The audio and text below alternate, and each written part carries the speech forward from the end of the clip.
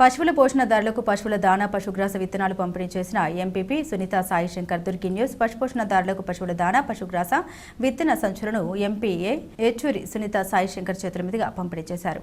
ఈ సందర్భంగా ఎంపీపీ మాట్లాడుతూ ప్రభుత్వం సబ్సిడీపై ఇచ్చిన పథకాలను సద్వినియోగం చేసుకోవాలని అన్నారు.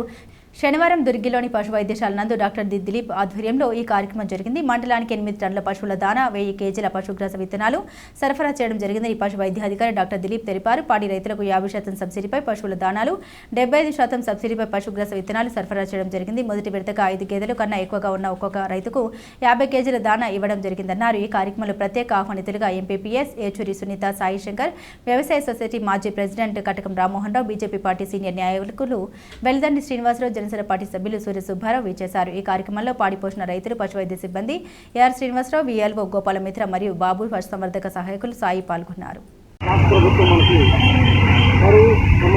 అదేవిధంగా ఈ ఎండాకాలంలో మనకి పాల ఉత్పత్తి తగ్గకూడని ఉద్దేశంతో మనకి దాణా సప్లై చేయడం జరిగింది.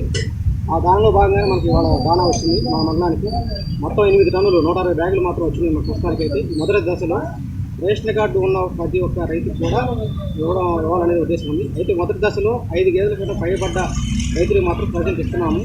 ఎందుకంటే పూర్తి స్థాయిలో మనకు ఇంకా రావాల్సింది కాబట్టి ప్రస్తుతం మనం ఈ విధంగా ఇస్తున్నాము. ఈ దాణా వచ్చేసి మనము ఒక్కొక్క గేదెలు 5 లీటర్లు పైబడ్డ గేదెకి మనం 1 కేజీ వరకు పెట్టుకోవచ్చు. ఉదయం 1 కేజీ 1 కేజీ పెట్టుకోవచ్చు. తర్వాత లేదంటే మా గేదెకి ఎక్కువ పాలు ఇస్తుంది, 8 లీటర్లు 10 లీటర్లు ఇస్తున్నట్టు 2 కేజీల వరకు పెట్టుకోవచ్చు. బలపాల దాణా ఉంటుంది. మనకి ఆల్రెడీ మీరు సంఘం చూసుకుంటారు. మనకి డోమోర్ కనుక ఈ వచ్చేసి రేట్ వచ్చేసి 1110 రూపాయలు పడుతుంది. మనకి 50% సబ్సిడీ మీద మనం రైతు వారికి ఏంటంటే 550 రూపాయలు పడుతుంది. అదేవిధంగా మనకి పశుగ్రాస విత్తనాలు కూడా ఉన్నాయి.